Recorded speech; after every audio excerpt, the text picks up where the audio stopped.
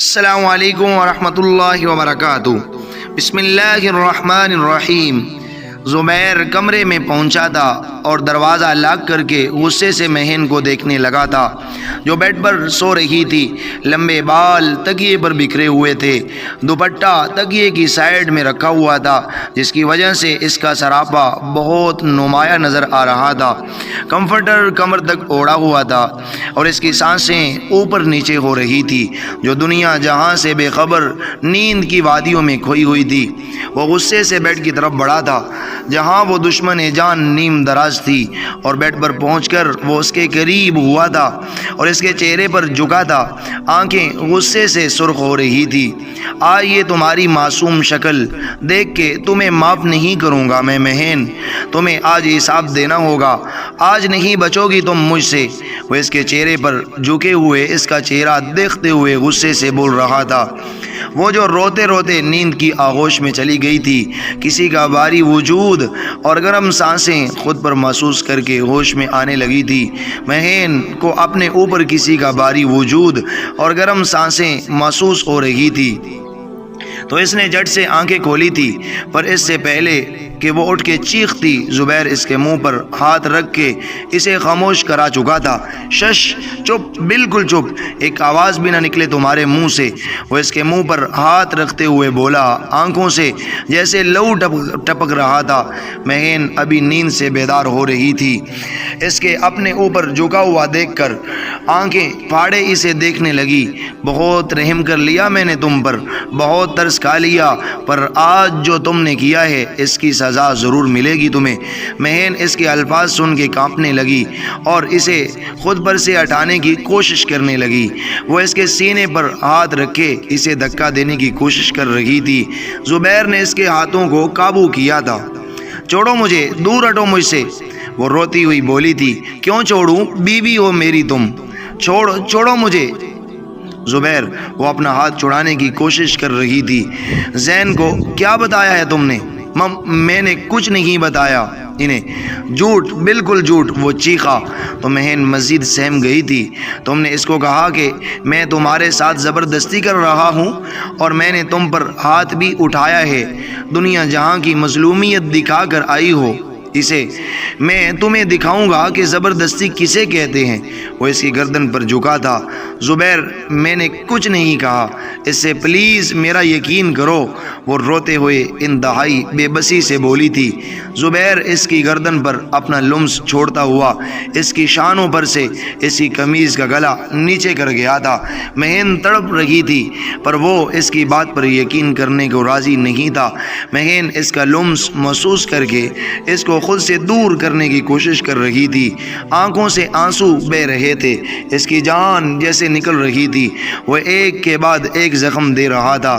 اسے مہین کی سسکیاں کمرے میں گونج رہی تھی۔ وہ اس کے شانوں پر اپنے ہونٹ رکھ چکا تھا۔ مہین تڑپ رہی تھی اور خود کو چھڑانے کی کوشش کر رہی تھی کہ اچانک مہین ہوش سے بیگانی ہو گئی۔ اس کی آنکھیں بند ہو چکی تھی اور وجود بے جان سا ہو گیا تھا۔ زبیر جو اس کے ہونٹوں پر جھکا ہوا تھا اچانک اس کے وجود کو بے سد دے کر ٹھٹک گیا تھا۔ اس کا چہرہ آنسوؤں سے بھیگا ہوا تھا اور وجود بے جان تھا اور اپنے ہوش کھو چکی تھی۔ زبیر اس کا چہرہ تپتپانے لگا پر وہ ہوش میں نہیں آ رہی تھی۔ مہین اٹھو، وہ اس کا چہرہ تپتپاتا ہوا بولا تھا۔ اس کے وجود میں کوئی حرکت نہ ہوتے دیکھ کر اس کی جان نکل رہی تھی۔ اس نے پانی کا گلاس سائڈ ٹیبل سے اٹھایا تھا اور اس کے چہرے پر پانی چھڑک کے اسے ہوش میں لانے کی کوشش کر رہا تھا پر وہ کسی صورت میں ہوش میں نہیں آ رہی تھی۔ زبیر کو اپنی جان نکلتی ہوئی محسوس ہو رہی تھی۔ وہ اس کو دوپٹہ اڑاتا ہوا اسے گود میں اٹھا کر کمرے سے باہر نکلا تھا۔ جلدی جلدی وہ سیڑھیاں اترتا مین گیٹ سے باہر نکلا تھا۔ زبیر، کیا ہوا بیٹا؟ واچ مین مہین کو دیکھتا ہوا بولا تھا۔ سر، کیا ہوا میڈم کو؟ ڈرائیور مہین کو دیکھتا ہوا بولا۔ زبیر نے مہین کو بیک سیٹ پر لٹا کے خود ڈرائیونگ سیٹ پر بیٹھا تھا۔ سر، میں ڈرائیو کر لیتا ہوں۔ ڈرائیور ونڈو سے زبیر کو بولتا ہوا دکھائی دیا۔ نہیں، تم یہیں رہو۔ زبیر نے گاڑی فل سپیڈ پر چلا دی تھی۔ وہ جلد سے جلد ہاسپٹل پہنچنا چاہتا تھا۔ زین بچپن سے زبیر کے ساتھ تھا، ہر کام دونوں نے ساتھ کیا تھا، پڑھائی، بزنس، بہت محبت تھی دونوں میں بچپن سے۔ وہ ایک دوسرے کی ہمت رہے تھے، ہر چھوٹی چھوٹی بات ایک دوسرے سے شیئر کرتے تھے۔ اسی لیے زین زبیر کو مہین کے متعلق سمجھانا چاہتا تھا، پر اس کے رویے سے وہ ہارٹ سا ہوا تھا۔ اس نے آج تک اس سے اس طرح بات نہیں کی تھی۔ شاید وہ ٹھیک کہہ رہا تھا، مجھے ان کے معاملے میں نہیں بولنا چاہیے تھا۔ وہ خود کو سمجھانے لگا تھا۔ سر ڈنر ریڈی ہے، آ جائیے۔ محمد دیم روم ناک کرتا ہوا زبیر کے بارے میں پوچھنے لگا تھا۔ زبیر کو بلایا، وہ اپنے کمرے میں نہیں ہے سر، اور مہین وہ بھی نہیں ہے۔ کہاں گئے دونوں؟ زین سوچ میں پڑ گیا تھا۔ تم جاؤ۔ Okay sir. دونوں کہاں گئے ہیں؟ واچ مین سے پوچھتا ہوں۔ وہ سوچتا ہوا روم سے باہر نکلا تھا۔ ناظم چاچا، زبیر کو جاتے ہوئے دیکھا آپ نے؟ اور اس کے ساتھ ایک لڑکی بھی ہوگی؟ ہاں زبیر بیٹا بہت پریشان سا لگ رہا تھا، کسی لڑکی کو لے کر گیا ہے، اس کی حالت ٹھیک نہیں تھی شاید۔ ناظم احمد پیک کے پرانے واچ مین تھے، زین کو بتانے لگے۔ کیا ہوا تھا مہین کو؟ وہ پریشان سا پوچھنے لگا۔ بیٹا مجھے نہیں پتا زبیر بیٹا، تو بس بھاگتے ہوئے اسے کار میں لٹایا اور کار فل سپیڈ پر بھگا دی۔ میں نے پوچھا بھی پر کچھ جواب نہیں دیا اس نے۔ اچھا میں پتہ کرتا ہوں فون کر کے، زین ناظم کو کہتا ہوا اندر آیا تھا اور موبائل سے زبیر کا نمبر ڈائل کرنے لگا۔ زبیر فون کیوں نہیں اٹھا رہا؟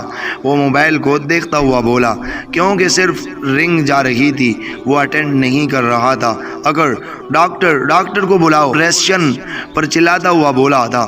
سر آپ جب تک ڈاکٹر نہیں آتا فارم فل کر لیں، پھر ٹریٹمنٹ شروع ہو جائے گا۔ ابھی ٹریٹمنٹ سٹارٹ کرو جلدی، ریسپشن سے وہ چلاتا ہوا بولا تھا۔ سر بٹ یہ رول کے خلاف ہے۔ باڑ میں گئے تمہارے رول، ڈاکٹر کو بلاؤ جلدی، ڈاکٹر۔ اگر میری بیوی کو کچھ ہوا تو میں یہ ہاسپٹل بند کرا دوں گا، سمجھے؟ وہ غصے کی انتہا پر تھا۔ کیا ہوا؟ چیخ و پکار ہو رہی تھی۔ ڈاکٹر سر آ کر یہ بولا، سر فارم فل نہیں کیا زبیر احمد نے۔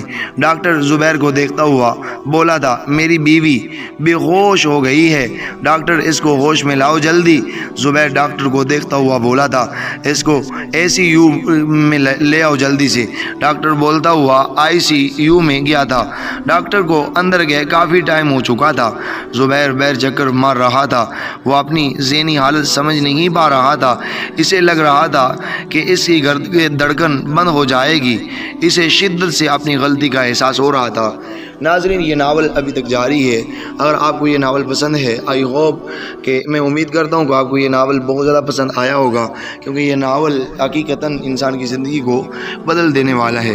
اگر آپ چاہتے ہیں کہ نیکسٹ والا ایپیسوڈ جلد سے جلد اپلوڈ کیا جائے تو براہ کرم ہمارے چینل کو سبسکرائب کرنا مت بھولیے گا، ہماری ویڈیو کو لائک اور شیئر ضرور کیجیے گا، اور کمنٹ باکس میں اپنی رائے کا اظہار ضرور کیجیے گا۔ جزاکم اللہ خیر۔